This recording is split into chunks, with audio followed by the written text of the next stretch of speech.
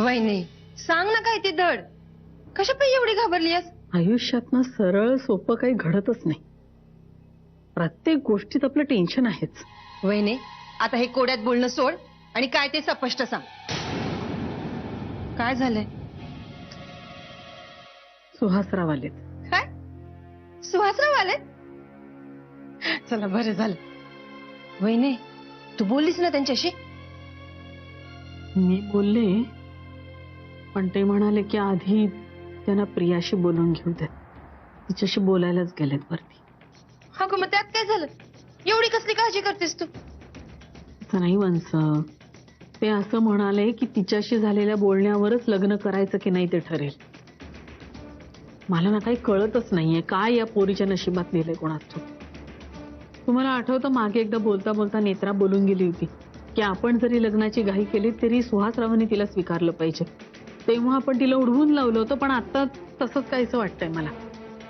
वहिनी तू त्या ईशाची काळजी करू नकोस.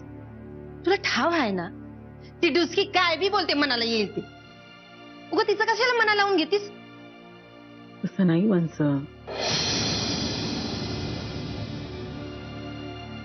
मनाला वाटत असलेली भीती मी बोलून दाखवली एवढंच. वहिनी नग काळजी करूस. आणि असं बी आई अंबाबाई आपल्या बरोबर हाय नव. अगं तिचं लक्ष हाय आपल्यावर. ती करेल समजा व्यवस्थित. तू नको काळजी करूस.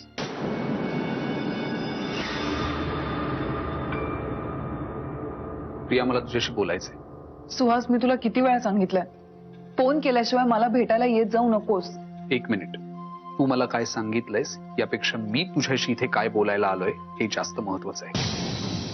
काय बोलायचंय तुला? तू काल दादा होळकरला भेटायला गेली होतीस?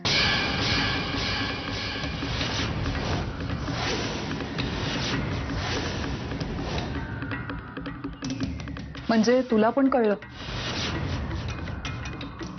अच्छा, सत्यजितचे गुप्तहेर आता तुलाही माहिती देतात वाटतं. तुम्ही दोघांनी मिळून काय वाटून कामं दिलेत का त्यांना? तू काय बोलतेस ते मला खरंच कळत नाहीये. मला फक्त माझ्या प्रश्नाचं उत्तर दे प्रिया. मी देतो.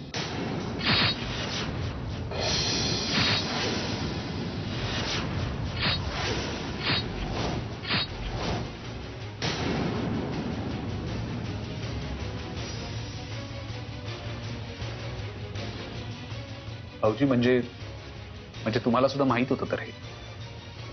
हो, प्रियाचं कालच बोलणं झालं माझ्याशी. काल तिला खूप अस्वस्थ वाटत होतं. ती देवळात गेली, तिथे थोडा वेळ बसली, पण तरीही तिचं मन थाऱ्यावर येईना. मग ती त्या पोलीस स्टेशनला गेली जिथे दादाला ठेवलंय. तिचं असं म्हणणं आहे की ज्या माणसानं तिला एवढा त्रास दिला त्याला आता नेमका किती आणि कसा त्रास होतोय हे तिला तिच्या डोळ्यांनी बघायचं होतं. मला माहिती सुहास, हे आता ऐकताना थोडंसं बालिशपणाचं वाटतं, पण आपण जर प्रियाच्या जागी जाऊन विचार केला तर तिचं असं वागणं स्वाभाविक आहे, नाही का? झालंय तुझं समाधान का अजूनही विश्वास बसत नाही? प्रिया तू 2 मिनिटं बाहेर जाशील, मला सुहासशी बोलायचंय. सत्यजित प्लीज.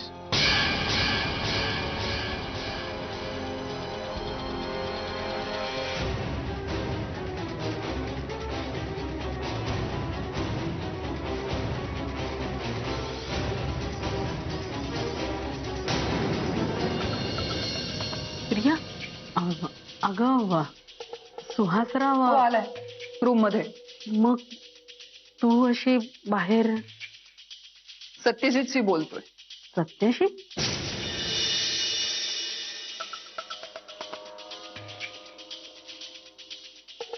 नाही, ते थोडेसे वैतागलेले वाटले. तुमच्यात काही असं बोलणं माझ्याशी कधी कोणी बोलायला येतं का मावशी? सगळे जण येतात ते फक्त माझ्यावर आरोप करायला किंवा मग सगळ्याचा राग माझ्यावर काढायला. आणि सुहासची सुद्धा काही चूक नाहीये याच्यात. जे इतर लोक करतायत ना तेच तोही करतोय. टेकन फॉर ग्रांटेड धरलाय सगळ्यांनी मला. मावशी मला काहीही बोलायचं नाही, कारण तू सुद्धा आजपर्यंत तेच करत आलीस. सत्यजितची सुद्धा तीच पद्धत होती आणि आता सुहास सुद्धा तोच कित्ता गिरवतोय. जाऊ दे, मला काही बोलायचंच नाहीये.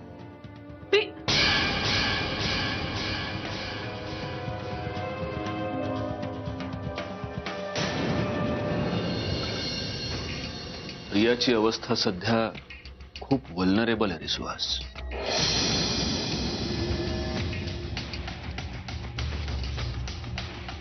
प्लीज तिला समजून घे. आणि सगळ्यात महत्वाचं म्हणजे विहंगच्या किंवा इतर कुणाच्याही चष्म्यातून तू तुमच्या रिलेशनशिप कडे बघू नकोस. प्लीज.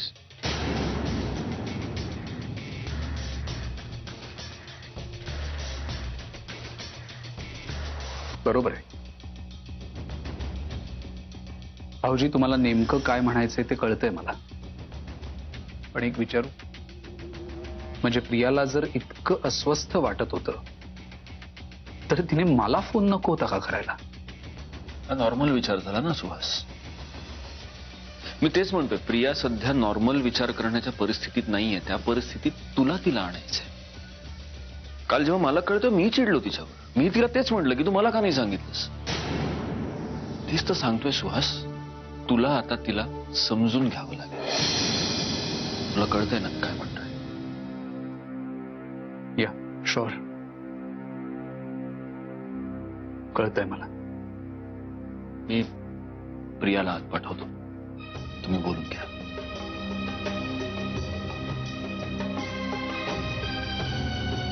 आणि सुहास, आता लवकरात लवकर लग्नाची तारीख फिक्स करून टाका. आता आणखीन उशीर नको. शुभ कार्याला विलंब कशाला, नाही का? मी बोलतो प्रियाशी.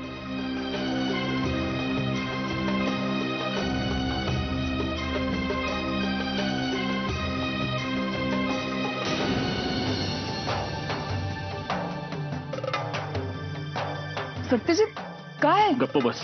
आणि आता मी जे सांगतोय ते कायमचं तुझ्या मेंदूवर कोरून ठेव, कळलं? एक मिनिट, त्याआधी मला सांग, सुहासला मी पोलीस स्टेशन मध्ये गेले होते हे कसं कळलं? तूच सांगितलंस ना? तुला काय मी मूर्ख वाटतो? मग कसं कळणार? अगं हे बघ, त्याला कसं कळलं ते महत्वाचं नाहीये. महत्वाचं हे आहे की मी आता त्याच्याशी बोललोय, त्याची समजूत घातलीये आणि त्याला तुझी बाजू पटवून दिली. वाव, मग आता तुला थँक्यू म्हणू का पाया पडू? इथून पुढे वागताना स्वतःचं डोकं ताळ्यावर ठेवून वाग, एवढीच अपेक्षा आहे. सुखी होशील. माझं सुख कशात आहे हे मी तुला कालच सांगितलंय.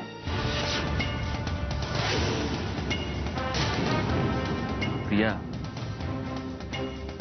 अगं काय वेडेपणा आहे. तू जे म्हणतेस ते या जन्मात कधीही शक्य होऊ शकत नाही. शक्य नाहीये कारण तुला ते नकोय. सत्यजित, जर तू मनात आणलंस ना तर काही अशक्य नाही. सत्यजित, मी असे कितीतरी कपल्स पाहिले ज्यांना लग्नानंतर लगेचच कळतं की आपला डिसिजन चुकलाय, पण ह्या चुकीची शिक्षा ते ना स्वतः आयुष्यभर भोगतात ना आपल्या पार्टनरला भोगायला लावतात. डिवोर्स हा इतका सरळ, साधा, सोपा उपाय आहे. पण जर तुला तुझा रोग पुरवाळत बसायचा, इलाज करायचाच नाहीये, तर मग सत्यजित, मी पुन्हा एकदा सांगते, हा डिसिजन तू तुझ्यासाठी किंवा मंजिरीसाठी नाही तर पिल्लूच्या भल्यासाठी. एक मिनिट. माझ्या मुलीचं भलं कशात आहे हे जगात सगळ्यात जास्त चांगलं मला कळतं. त्याच्यासाठी तुझी शिकवणी लावण्याची गरज नाहीये मला. सुहास तुझ्या खोलीत बसलाय. तुला जर हे लग्न मोडायचं असेल तर जाऊन त्याला सांग की मी लग्न मोडलं, गेट लॉस्ट. मला काहीही देणं घेणं नाही. पण माझ्या मुलीचं नाव घेऊन मला इथून पुढे इमोशनल ब्लॅकमेल करायचं नाही. आयुष्यातून कायमचं हद्दपार करून टाकेन तुला. आणि हल्ली ते खूप चांगलं जमतं मला. जिच्यावर खरोखर मनापासून प्रेम केलं ना, तिच्या बाबतीतही ते करणं फार कठीण नाही गेलं मला. तू तर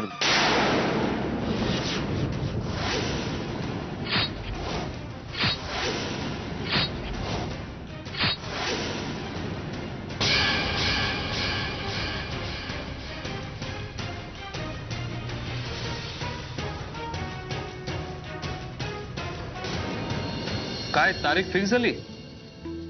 हा डन. अरे दिवस काय, तुझ्यासाठी अख्खा आठवडा काढला. हा आणि काही मदत हवी असेल तर नक्की सांग. म्हणजे बासुंदी ढवळाला कोणी माणूस वगैरे हवा असेल तर. हो हो हो, चल चल, हो जमलं तर येऊन जाईल. बाय. गौरांचा फोन होता. पिल्लूच्या बारशाची तारीख फिक्स झाली. अरे वा वा, व्हेरी गुड व्हेरी गुड. तुम्ही येणार आहात ना बाबा? मी नाही, कदाचित मला त्यावेळेस इंदोरला जावं लागेल. कालच शिवराचा फोन आला होता. तो म्हणत होता तिथे फार महत्वाची मीटिंग आहे. पिल्लूचं बारस आहे बाबा. हो, पण त्यांनी तारीख आहे मला विचारून थोडीच ठरवली आहे. आणि माझी तशी अपेक्षा सुद्धा नाहीये, कारण समारंभ त्यांच्या घरातल्या त्यांनी कधीही करावं ना. पण ही मीटिंग टाळणं मला अशक्य आहे, कारण आधीच माझ्यामुळे 2 वेळा ती पोस्टपोन झालेली आहे. तुम्ही चहा घेणार आहात? चालेल, अर्धा कप चालेल. आलोच. अब नाव काय ठरलंय? कोणाचं? बारसं कोणाचं आहे व्यंगराव? ओ, पिल्लूचं. हा, म्हणजे आता सत्यजित आणि मंजिरी वहिनींनी काहीतरी नाव ठरवलं असेलच, पण मी काही विचारलं नाही. म्हणलं उगाच आपणहून सस्पेन्स का पुढावा. मनूचे आणि मधूचे लहानपणचे सोन्याचे वाळे किशोरीने जपून ठेवलेत. तेव्हा म्हणायची मुलींना मुलं झाली की मग त्यांच्या बारशाला आपण त्यांच्या हातामध्ये हे वाळे घालायचे. चला, म्हणजे ते देण्यासाठी का होईना तुम्हाला तुमची मीटिंग कॅन्सल करावीच लागेल. नाही, मी तिथे स्वतः असण्याची काही आवश्यकता नाहीये. मी वाळे तुमच्याकडे देईन की मुलीला द्यायला. हा,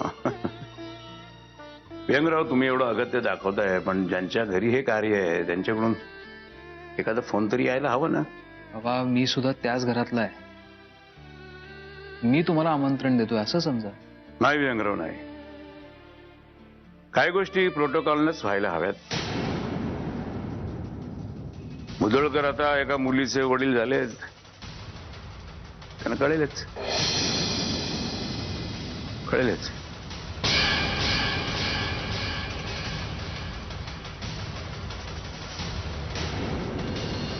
आई, तू अजूनही मला बारशाचा मेनू सांगितला नाहीस. हा, तो चर्चा करूनच ठरवायचंय आपल्याला. अगं मी तयारी कधी करू? करशील रे? बरं ऐक, मला आहे ना माझ्या काही मित्रांना बोलवायचं. बोलो की सगळ्यांना बोलो. मंजुषाताई, अहो बसा ना तुम्ही. नाही, मी वाढायला करते ना मदत. मी वाढते, तुम्ही बसा प्लीज. बैस के वाढेल. बरं आई, आपला विषय अर्धवटच राहिला. मला एक सांग, बाळाचं नाव काय ठरलं?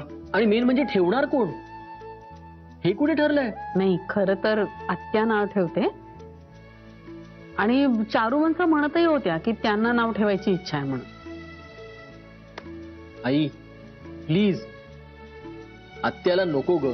अगं सगळ्या देव्यांना घरात आणून ठेवेल. मी खरं सांगतोय.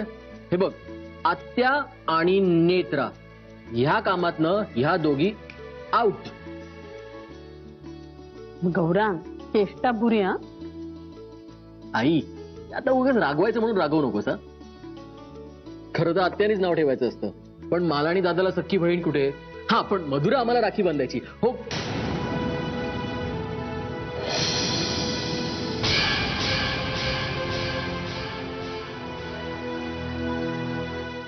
वहिनी सॉरी, म्हणजे मला तसं नाही. तसंही सत्यजित मंजुषाला पण बहीण मानतोच की. ती ठेवेल आपल्या पिल्लूचं नाव. काय ग? मी नाही, नको उगाच नको. का नको? बरोबर बोलताय ताई. हवं तर मी बोलते यांच्याशी या विषयावर, आणि यांना सुद्धा मनापासून आवडेल तुम्ही पिल्लूचं नाव ठेवलं तर. छान कल्पना ना आई? ठरलं तर मग पिल्लूचं नाव तुम्ही ठेवणार. वाह, क्या बात है. आई, पण आपण घुम फिरके तिथेच. हा, नाही, मंजुषाताई नाव ठेवतील हे फिक्स झालं, पण पिल्लूचं नाव काय ठेवायचंय हे कुठे फिक्स झालं अजून?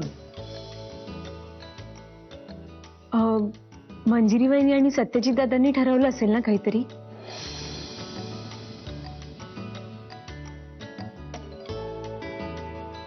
हो मंजिरी, सत्यजित बोललाय का तुझ्याशी काय नावाबद्दल?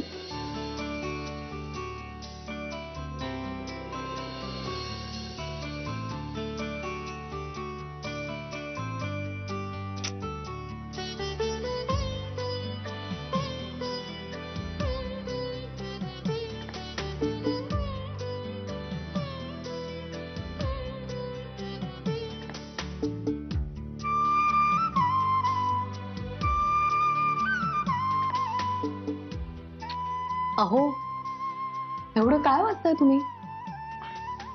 नाही काही नाही.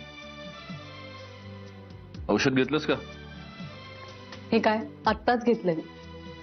तुमचं ना सगळं लक्ष त्या पुस्तकात आहे. आता काय वाचताय मला सांगणार नाही का? काही नाही ग. बघू. काय बघू काय बघू? अहो चल चला झोपा. औषध वगैरे घेऊन झोपा. अहो पण मला बघू तरी द्या. म्हणजे रे का काय अहो, मुसळेपणा आहे नुसता. हे काय नावांचं पुस्तक आहे. तर होणार आहे ना आपल्याला बाळ, मग तयारी नको करायला. त्यात आपल्या घरात प्रत्येकाची वेगळी तारा. प्रत्येक जण आपलं आपलं सजेशन देण्याच्या आधी म्हटलं आपणच नाव शोधून ठेवा. मला सांग ना, तू काय विचार केलेस आपल्या बाळाच्या नावाचा? मी नाही हो, मी अजून काही ठरवलंच नाही. तुम्हाला माहिती आहे ना, माझा प्रत्येक निर्णय मी तुमच्यावर सोपवला. अजून मी विचार सुद्धा नाही केला या गोष्टीचा. तुम्ही सांगा, तुम्ही यातलं कुठलं नाव ठेवणार? यातलं कुठलंच नाव नाही ठेवणार आहे. का? म्हणजे नावं चांगली आहेत, पण मनासारखं एकही नाही. तसं एक नाव आहे माझ्या मनात. कुठलं? शुभ्रा.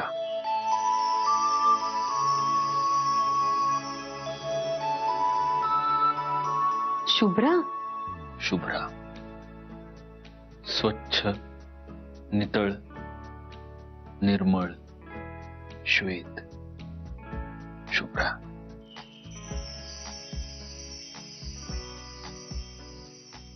शांतीचा, समाधानाचा आणि सत्याचा रंग, जिच्यात कुठलीच खोट नाही अशी, जिच्यावर कुठलाही डाग नाही अशी. शुभ्रा, माझी शुभ्रा. नाव छान आहे, पण मुलगा झाला तर? तुला किती वेळा सांगायचं, आपल्याला मुलगा होणार नाही, मुलगीच होणार. शुभ्रा सत्यजित मुधोळकर.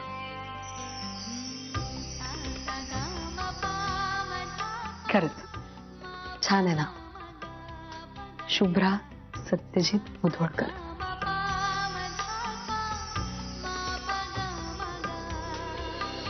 वहिनी, वहिनी. हं? अहो काय कुठे हरवलात? मंजिरी, अगं काय विचारतीये मी? सत्यजित काय बोललाय का? काय ठेवायचंय नाव पिल्लूचं? शुभ्रा.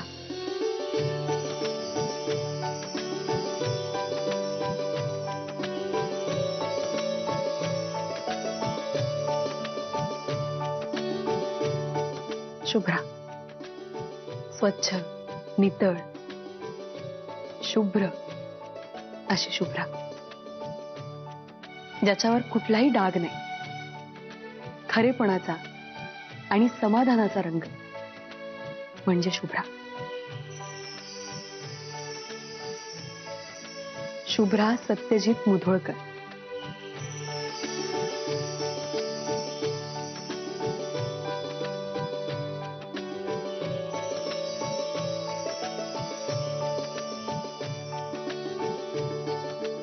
छान आहे ना, शुभ्रा. खरंच खूप छान आहे. आहा, क्या बात है. गौरांग काकाची शुभ्रा शुभ्रा सत्यजित मुदळकर हिट्टे